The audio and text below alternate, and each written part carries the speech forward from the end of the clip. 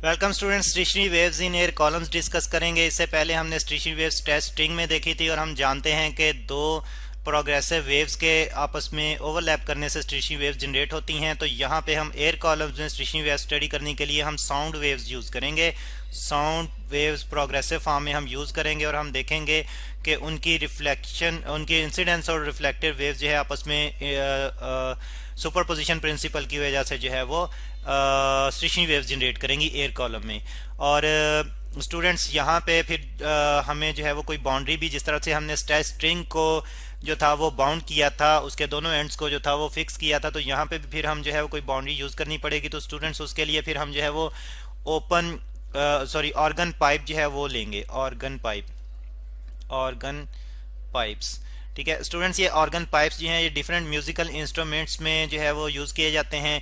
और अगर हम एक नॉर्मली एक म्यूजिकल इंस्ट्रूमेंट जिसमें जो है वो ऑर्गन पाइप के तौर पर जो बिहेव कर रहा है वो देखें, तो यहाँ पे आप देख रहे हैं कि ये फ्लूइड्स जो हैं ये ऑर्गन पाइप के तौर पर बिहेव करते हैं, ठीक है जी। तो इसीलिए जो है वो इनमें इनको जो है कि ऑर्गन पाइप और इनमें हम जो है वो एयर कॉलम जो है इन्हीं की हेल्प से जो है हम स्टडी करेंगे स्टेशनरी वेव्स के लिए इनमें एयर कॉलम्स किस तरह से जो है वो जनरेट होंगे। और स्टूडेंट्स एक बात और भी कि जो एयर में जो साउंड वेव्स हैं कंप्रेशनल रेरिफेक्शन, क्योंकि साउंड वेव्स लॉन्गिट्यूडनल वेव्स हैं तो कंप्रेशन और रेरिफेक्शन की फॉर्म में ट्रेवल करेंगी, लेकिन यहाँ पे हम उनको जो है वो उनकी वेव फॉर्म ट्रांसवर्स फॉर्म में रिप्रेजेंट करेंगे। और स्टूडेंट्स अगर हम ऑर्गन पाइप्स की बात करें तो ये दो टाइप्स के हमें ऑर्गन पाइप्स जो है मिलते हैं।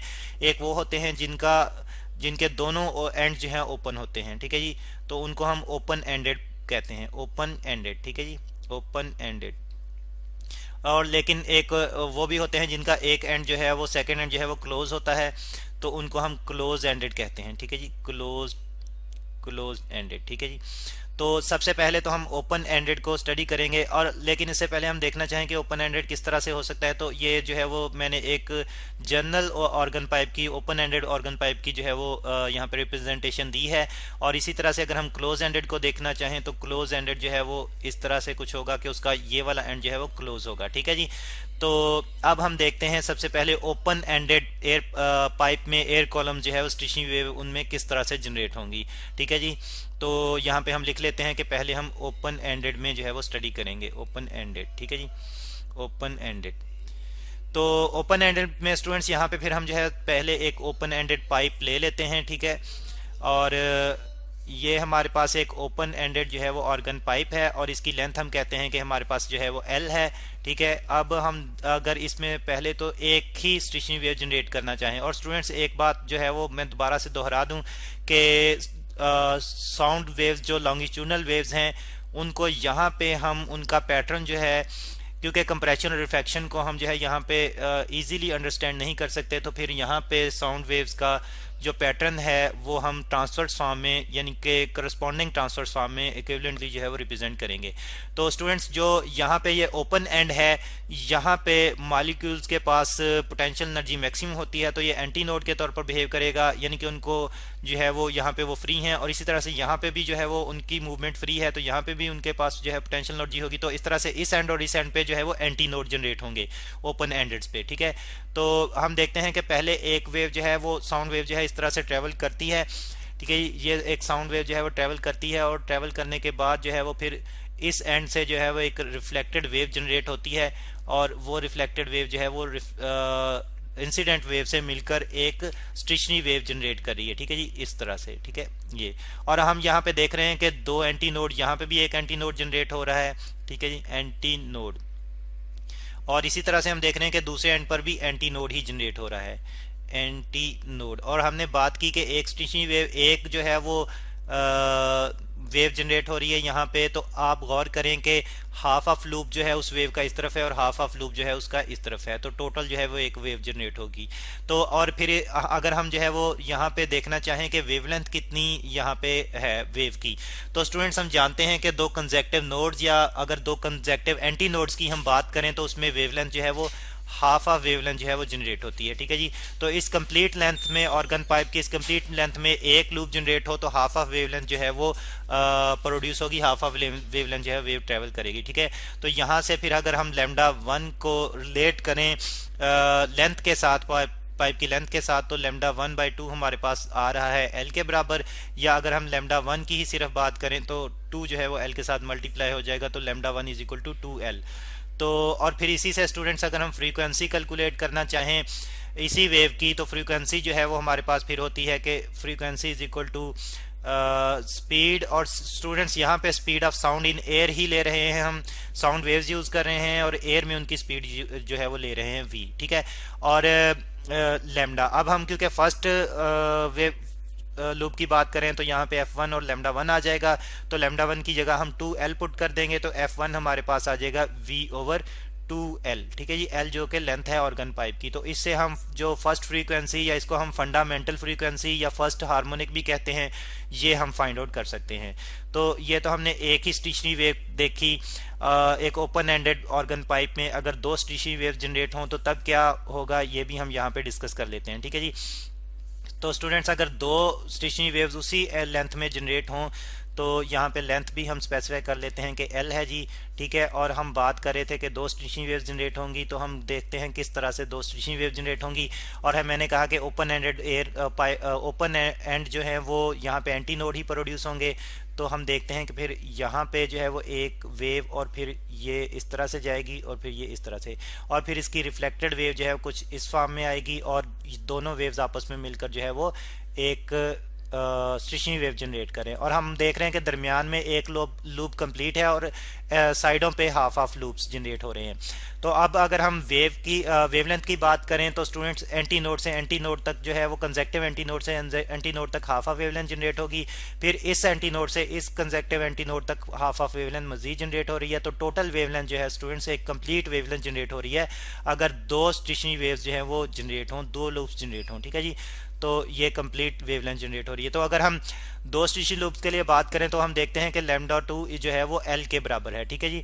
लेमडा 2 जो है वो L के बराबर है, तो यानी कि एक इस लेंथ में जो है अब दो लूप्स के लिए वेवलेंथ कंप्लीट है, ठीक है जी। तो इससे हम जो है वो वेवलेंथ कैलकुलेट कर सकते हैं। और इसी तरह से अगर हम सेकंड फ्रीक्वेंसी की बात करें तो F2 हमारे पास उसी तरह से स्पीड डिवाइड बाय वेवलेंथ आ जाएगा, और यहाँ पे फिर हम वेवलेंथ की जगह अगर हम लेंथ पुट कर दें ऑर्गन पाइप की, जैसे कि ऊपर हमने रिलेशन बनाई ही है वेवलेंथ और लेंथ में, तो हमारे पास सिंपली L आ जाएगा। तो इससे फिर हम सेकंड फ्रीक्वेंसी या सेकंड हार्मोनिक जो है वो कैलकुलेट कर सकते हैं ऑर्गन पाइप में, ठीक है। और इसी तरह से स्टूडेंट्स अगर हम बात करें कि अगर तीन स्टेशनरी वेव्स जनरेट हों organ pipe open ended organ pipe में, तो तब क्या होगा वो भी हम देख लेते हैं यहाँ पे, ठीक है जी। ये हमारे पास जो है वही ऑर्गन पाइप उतनी ही लेंथ का है, ठीक है, L। और अब हम देखते हैं कि इसमें जो है वो किस तरह से तीन लूप्स जनरेट होंगी, और फिर उसमें जो है वो तीन लूप्स के लिए वेवलेंथ और फ्रीक्वेंसी क्या हो सकती है, ठीक है जी। तो उसी तरह से यहाँ पे जो है वो मैं रिप्रेजेंट कर रहा हूँ इंसिडेंट और रिफ्लेक्टेड वेव को, ये रफली ज़रा जो मैं बना रहा हूँ, ठीक है जी। और यहाँ पे जो है फिर ये रिफ्लेक्टेड, और स्टूडेंट्स अब हम देख रहे हैं कि दो लूप्स तो कंप्लीट हैं, दरमियान में ये रफ डायग्राम ज़रा बन रही है, दो लूप्स जो है वो कंप्लीट हैं और हाफ लूप्स जो है वो साइडों पे है। और कंजेक्टिव एंटी नोड से कंजेक्टिव एंटी नोड तक जो है एंटी नोड से कंजेक्टिव एंटी नोड तक हाफ वेवलेंथ, और उसके बाद फिर इस एंटी नोड से इस एंटी नोड तक जो है फिर हाफ वेवलेंथ, और फिर इस एंटी नोड से इस एंटी नोड तक फिर हाफ वेवलेंथ। तो अगर हम सम अप करें टोटल वेवलेंथ हमारे पास कितनी आ रही है 3 λ/2, ठीक है जी। तो इस तरह से तीन लूप्स के लिए हमारे पास जो है वो 3 और तीन लूप्स हैं तो लेमडा 3 हम रिप्रेजेंट कर देंगे, ठीक है जी। तो लेमडा 3/2, ठीक है। और this will be equal to total length, यानी कि एक कंप्लीट लेंथ L में प्रोड्यूस हो रही हैं। और अगर स्टूडेंट्स हम जो है वो लेमडा 3 कैलकुलेट करना चाहें तो ये हमारे पास आ जाएगा 2L डिवाइड बाय 3, ठीक है जी। तो यहाँ से हम थर्ड वेवलेंथ जो है वो चेक कर सकते हैं ओपन एंडेड पाइप में। और स्टूडेंट्स हम अब बात करते हैं फ्रीक्वेंसी की। थर्ड फ्रीक्वेंसी अगर हम कैलकुलेट करना चाहें तो उसी तरह से स्पीड डिवाइड बाय वेवलेंथ, ठीक है जी। और हम सब्स्टिट्यूट करेंगे वेवलेंथ की जगह पे हम सब्स्टिट्यूट करेंगे 2L/3, तो हमारे पास फिर F3 आ जाएगी। F3 is equal to V divided by 2L divide by 3, और ये 3 जो है ऊपर शिफ्ट हो जाएगा, तो फिर हमारे पास F3 इज इक्वल टू ये आ जाएगा 3V डिवाइड बाय 2L, ठीक है जी।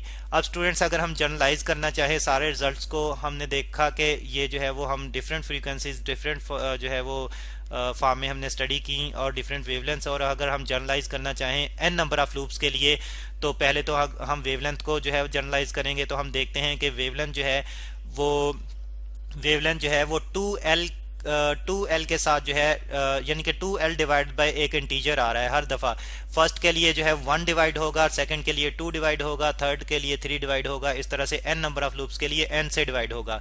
तो for n number of loops अगर हम बात करें फॉर n लूप्स, ठीक है जी, तो फिर उस तरह उसके लिए फिर हम वेवलेंथ अगर जनरलाइज करना चाहें तो हमारे पास आ जाएगा 2l डिवाइड बाय n, ठीक है जी। तो इससे हम जो है वो wavelength n number of loops के लिए कैलकुलेट कर सकते हैं। और अगर हम बात करें फ्रीक्वेंसी की, तो हम देखते हैं कि फ्रीक्वेंसी में जो है वो स्पीड मल्टीप्लाई हो रही है हर एक n नंबर से, ठीक है। तो फिर फ्रीक्वेंसी हमारे पास यहाँ पे आ जाएगी एफ एन हर n number of loops N V divide by 2l। तो इससे स्टूडेंट्स हम फिर frequency n number of loops के लिए कैलकुलेट कर सकते हैं, ठीक है जी। मजीद हम क्लोज एंडेड पाइप के लिए स्टडी करेंगे और वो आप नेक्स्ट लेक्चर विजिट करें।